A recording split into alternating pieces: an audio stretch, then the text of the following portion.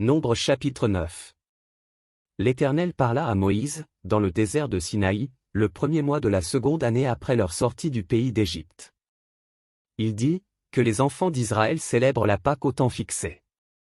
Vous la célébrerez au temps fixé, le 14e jour de ce mois, entre les deux soirs, vous la célébrerez selon toutes les lois et toutes les ordonnances qui s'y rapportent.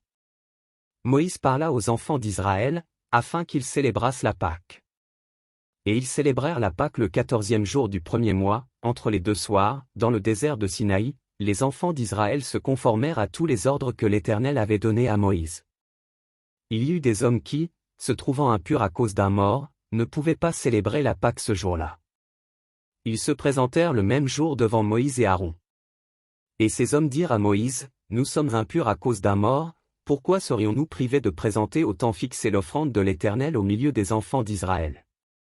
Moïse leur dit, « Attendez que je sache ce que l'Éternel vous ordonne. » Et l'Éternel parla à Moïse, et dit, « Parle aux enfants d'Israël, et dis-leur, si quelqu'un d'entre vous ou de vos descendants est impur à cause d'un mort, ou est en voyage dans le lointain, il célébrera la Pâque en l'honneur de l'Éternel. C'est au second mois qu'ils la célébreront, le 14e jour, entre les deux soirs, ils la mangeront avec des pains sans levain et des herbes amères. Ils n'en laisseront rien jusqu'au matin, et ils n'en briseront aucun os. Ils la célébreront selon toutes les ordonnances de la Pâque. Si celui qui est pur et qui n'est pas en voyage s'abstient de célébrer la Pâque, celui-là sera retranché de son peuple, parce qu'il n'a pas présenté l'offrande de l'Éternel au temps fixé, cet homme-là portera la peine de son péché. Si un étranger en séjour chez vous célèbre la Pâque de l'Éternel, il se conformera aux lois et aux ordonnances de la Pâque. Il y aura une même loi parmi vous, pour l'étranger comme pour l'indigène.